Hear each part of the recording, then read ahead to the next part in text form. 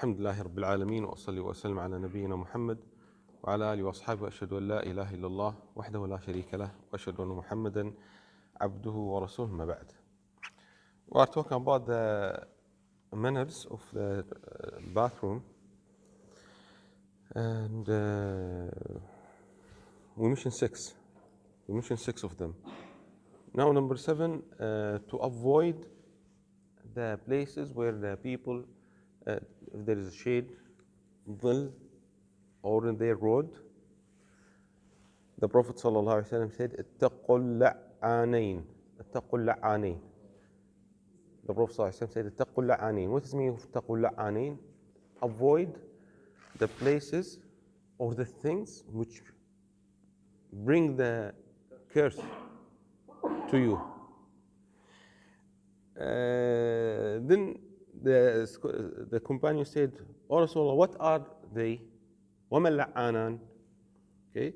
He said, الَّذِي يَتَخَلَّى فِي طَرِيقِ النَّاسِ أَوْ فِي ظِلِّهِمْ. The one who defecates in the shade of people or in their roads, paths. Of course, this hadith doesn't mean that cursing is allowed. Maybe when you read the hadith, you think that cursing is allowed. No, the Prophet ﷺ said, what people do. What people do. Usually, if you see the poo inside in your place.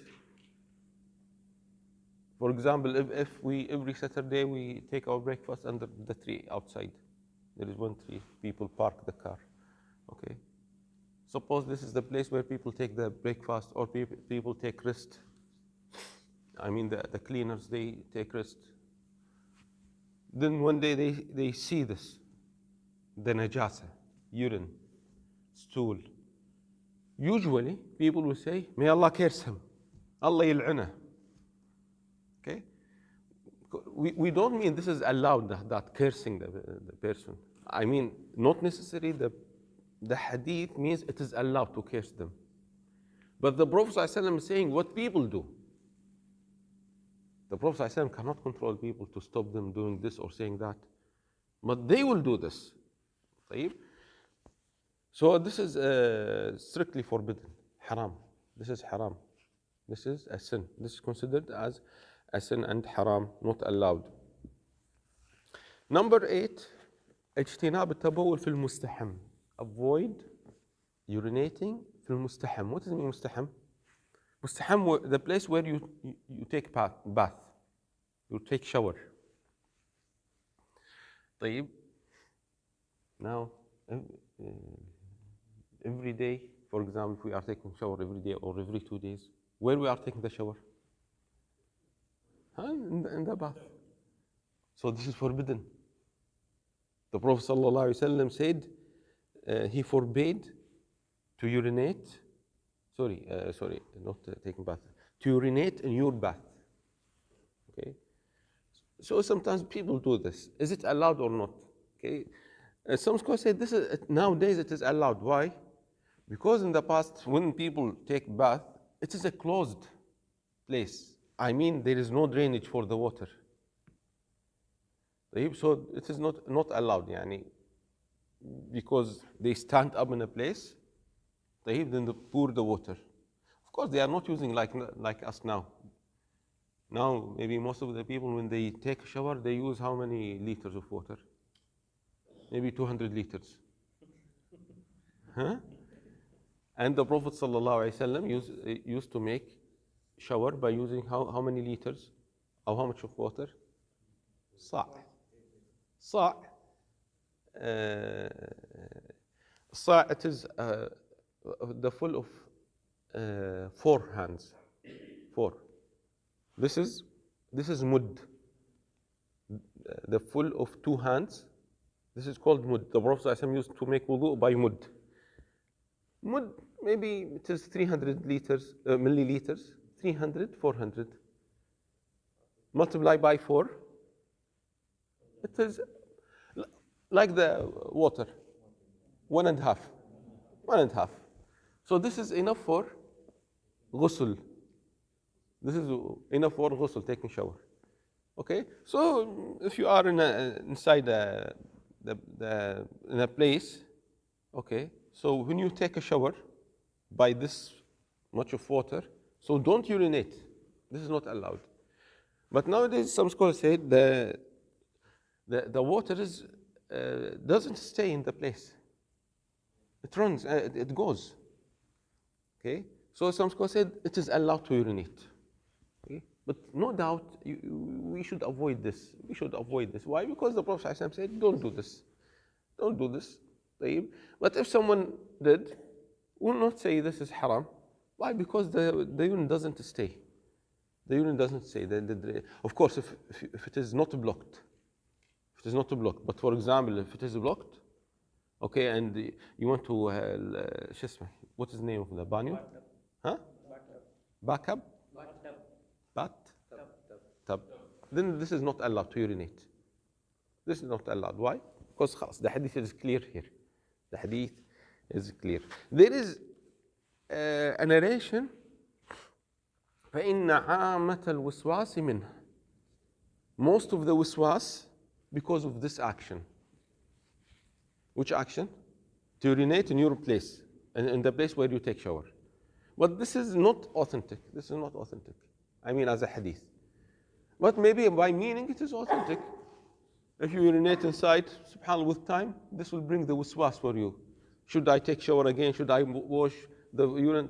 Okay, you brought the problem for yourself. Also, number 9, the Prophet ﷺ forbade to urinate in the still water. Okay, if there is stagnant water. If there is a pond, okay, no, don't urinate inside. Don't urinate inside. This is forbidden. This is forbidden. But if it is running, then it is okay. It is running, then it is okay. And also like the sea. No problem with the sea. Okay? If you urinate every day, this will not affect the sea. This will not affect the sea. Number 10, when you want to urinate, try to choose a soft place and avoid the tough place. They mentioned this point here because at that time, no toilets at the time of Rasulullah ﷺ, and also many times the people who live in the desert or that age, that time. Because if you urinate on a tough place, so it means the urine will come to you again. But if it is a soft place, okay, usually the urine will not come to you. The point is, you will find in the books of fiqh, you will find some points without proof. They will not mention hadith. They will not mention ayah. But they say this is allowed or not allowed according to the meaning. One of the points, Hanabila, some Hanabila, they mention this. Don't urinate if the wind is coming toward you. In a direction, the wind is coming toward you. Okay. Do we have a hadith? We don't have a hadith. But they say, because if you urinate, there is a big, strong possibility the urine will come back to you. Okay, so the point is, we have to avoid the drops of urine. You have to avoid the drops of urine. Don't face the wind. And also the Hanabila say, it is makruh to face the moon. Or to face the sun. But my scholar said, no, no, we don't agree with you. We don't agree with the Hanabila. Why? Because we mentioned the last week, the hadith, the Prophet ﷺ said, شَرِّقُوا أَوْ غَرِّبُوا. He told the people in Medina, go to the east or west. Okay, of course, if you go to the east or west, of course you will face the sun. So some points, the other scholars don't agree. Then he said at the end, you say غفرانك. You say غفرانك. After you finish, you say غفرانك. You ask the forgiveness from Allah subhanahu wa ta'ala. Then he mentioned a point, is it allowed to stand up and urinate or not? He mentioned 3 authentic ahadith. The Prophet Aisha said, if someone tells you that the Prophet ﷺ urinate while standing, don't believe him. He was doing this always when he is in a sitting position. So this is the first hadith tells us that the Prophet ﷺ was doing this in a sitting position, but this is an action from him. Action. So this is the first hadith from Aisha radiallahu ta'ala anha. The second hadith, Hudayfa, also describing an action by the Prophet ﷺ, that he said, I saw the Prophet ﷺ urinating while standing. Hadith in Bukhari. طيب. The third hadith, Abdul Rahman ibn Hasana, he said the Prophet ﷺ, I saw the Prophet ﷺ urinating while when he was in a sitting position.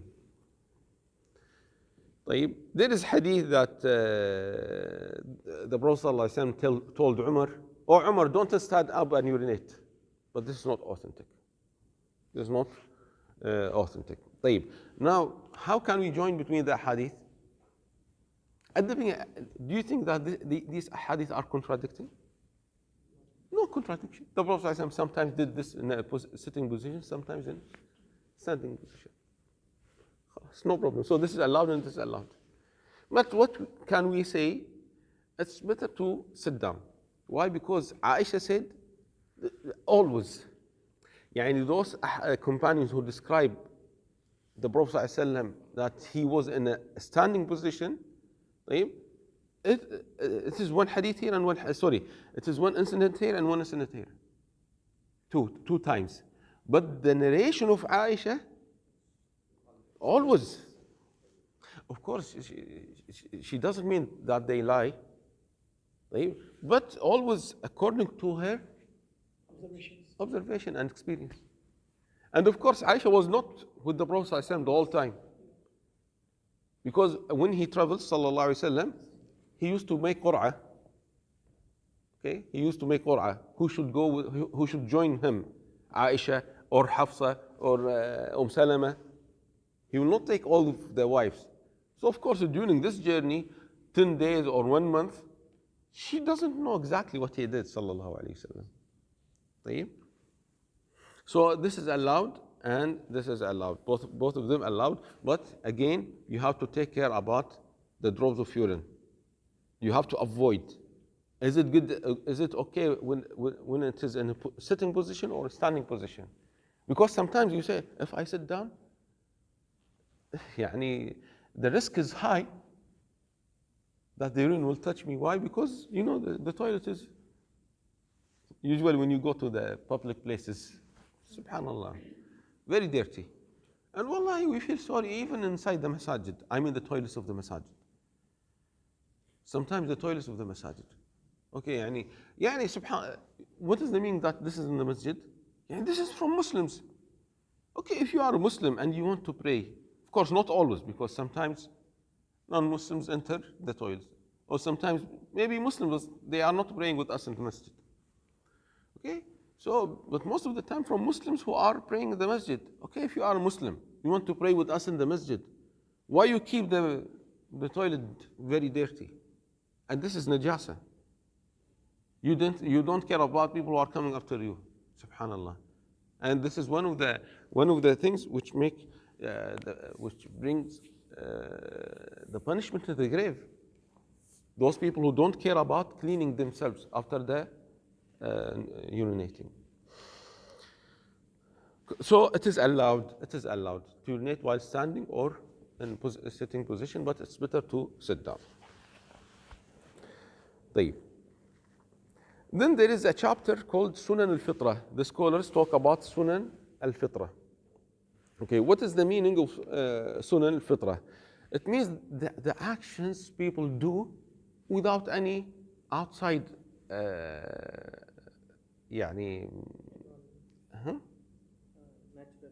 it isn't, yes, natural.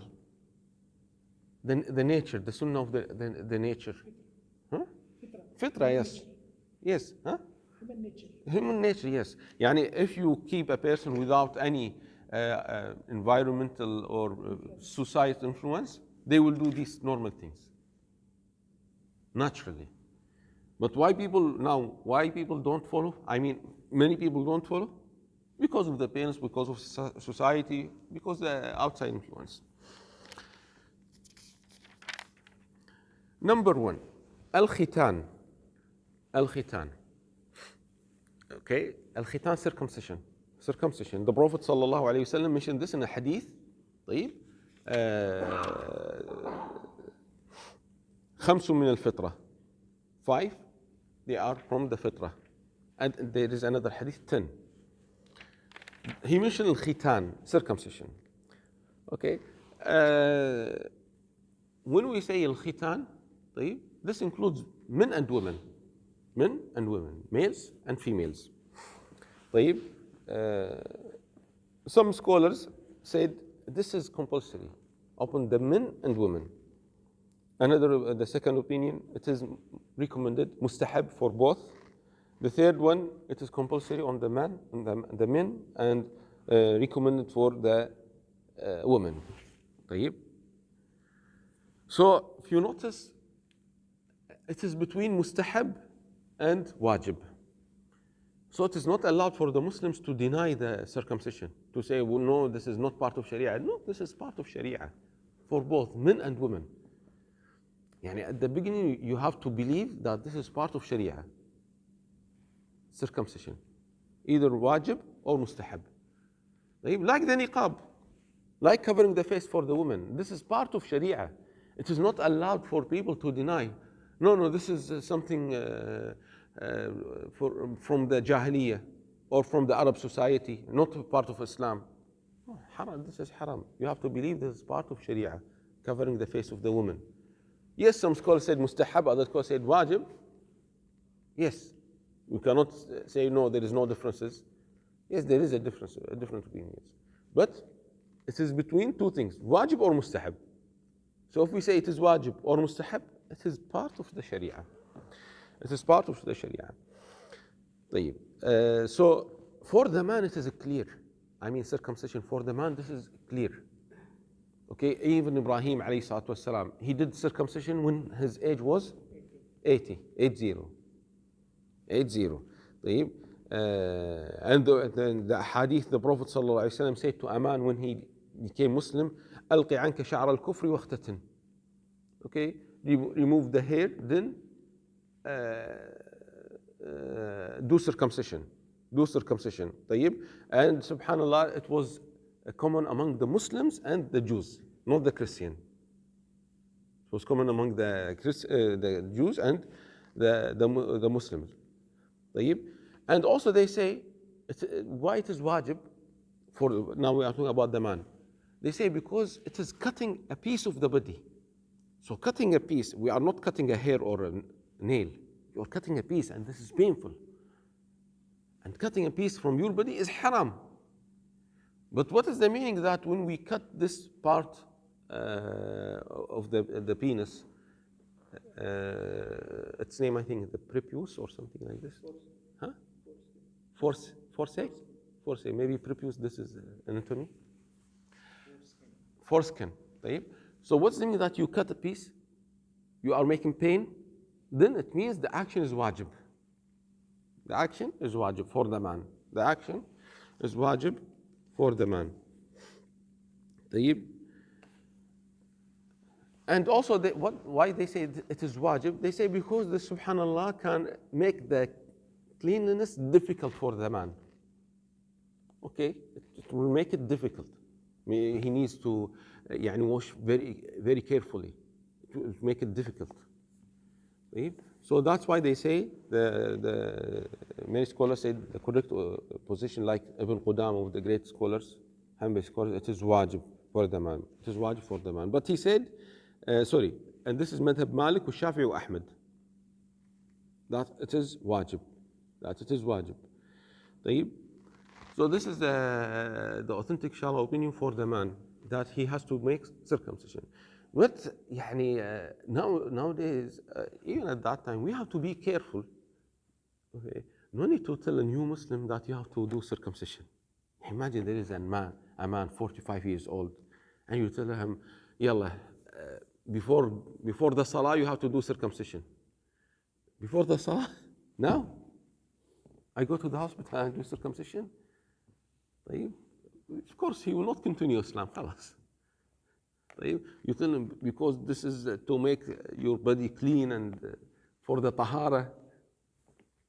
خلاص, he will not think anymore about Islam. طيب, we have to be careful. We have to be careful. يعني no need at the beginning you tell the Muslim, this new Muslim, about the circumcision. Okay, of course, for many of them it is known.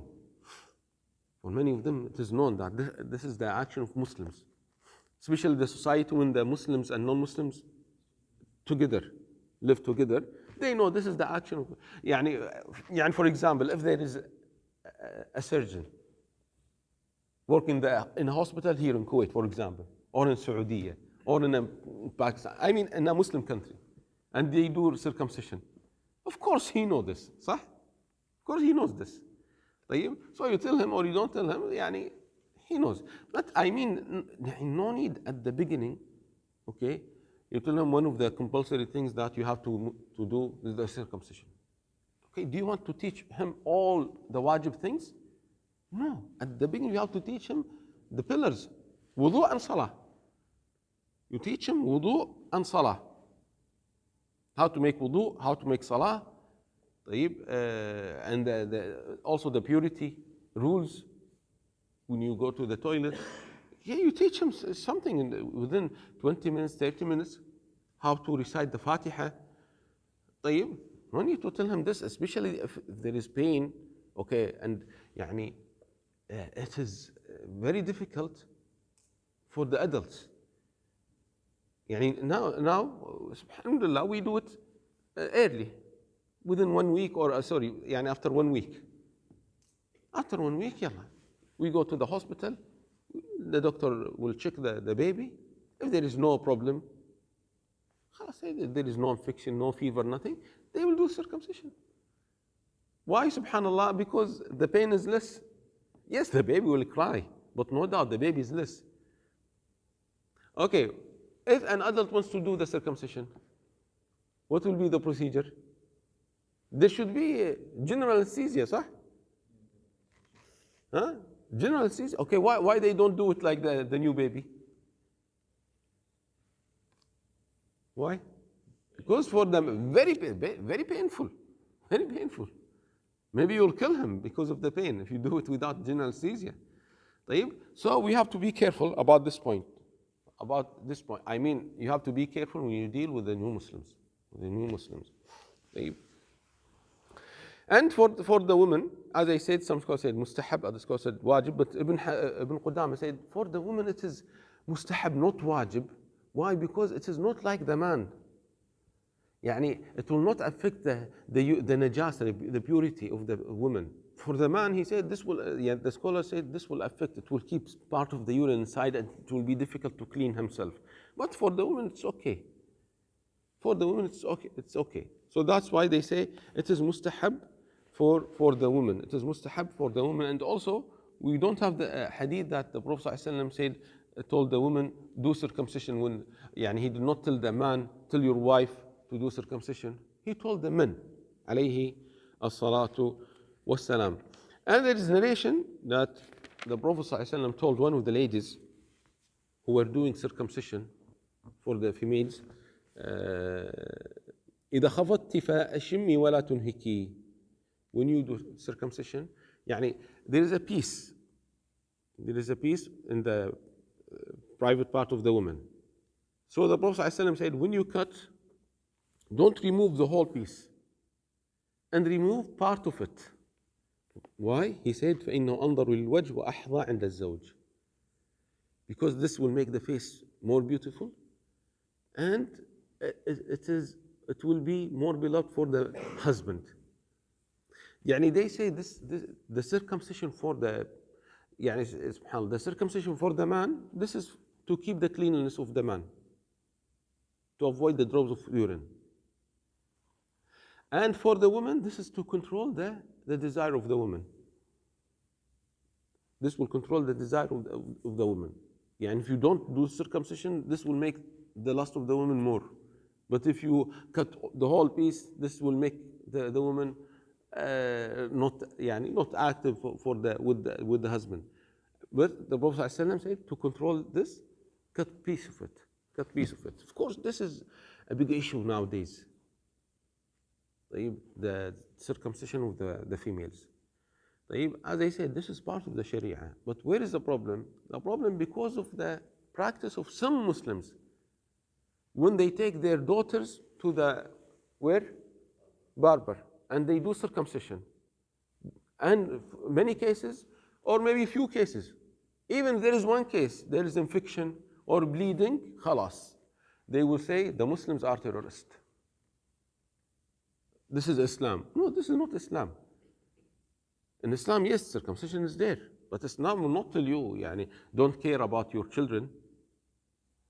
Alhamdulillah, now we have hospitals. You take appointment and do it in a clean way, with a sterile way, and under supervision, observation by a surgeon. And there will not be any problem, inshallah. If there is bleeding or maybe death, even the other kinds of surgeries. Okay? Many times we hear a lady passed away because of what? Bypass, صح? They want to lose weight. Okay? She's okay. And she's planning to be in the hospital only for two nights or 3 nights. Okay? And she enters the hospital by walking. She's, alhamdulillah, 100% healthy. But she wants to be thin and slim, okay? But during the surgery, or maybe after the surgery in a few days, she passed away. Can we say, be careful, don't do like these kinds of surgeries? The doctors will not say. Why? Because for any surgery, there is a risk of death. I mean, for any general anesthesia, there is risk of death. So the problem, people fight Islam because of the practice of some Muslim. I mean, the wrong practice of some Muslim. جزاكم الله خيرا صلى الله عليه وسلم.